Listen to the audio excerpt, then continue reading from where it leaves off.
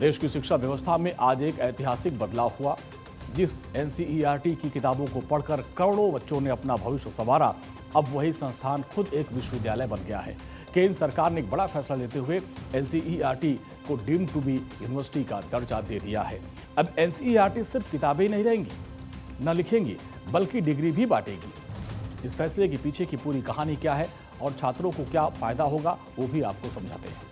केंद्र सरकार ने यूजीसी की सलाह पर एनसीईआरटी को एक विशिष्ट श्रेणी के तहत डीम्ड टू बी यूनिवर्सिटी घोषित कर दिया है। शिक्षा मंत्रालय की ओर से जारी एक आधिकारिक अधिसूचना में इस पर मुहर लगा दी गई है।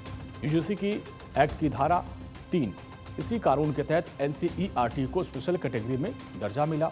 डिग्री देने का इसको अधिकार दिया गया। ये अच्छी बात है। देखिए कि इसमें अब एनसीईआरटी स्नातक यूजी और स्नातकोत्तर यानी पीजी और डॉक्टरेट पीएचडी की डिग्री भी खुद दे सकेगा। पाठ्यक्रम की आज़ादी रहेगी। संस्थान अब नए रिसर्च ओरिएंटेड कोर्स और प्रोग्राम खुद डिजाइन कर पाएगा।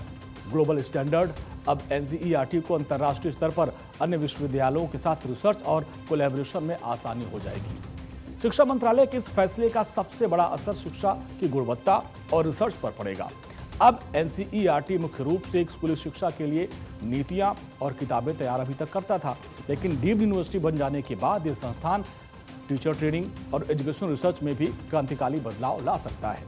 यूजीसी की सलाह पर मिली इस नई पहचान ने एनसीईआरटी को स्वायत्तता दी, जिससे वो अपनी शैक्षणिक गतिविधियों को और अधिक विस्तार दे पाएगा।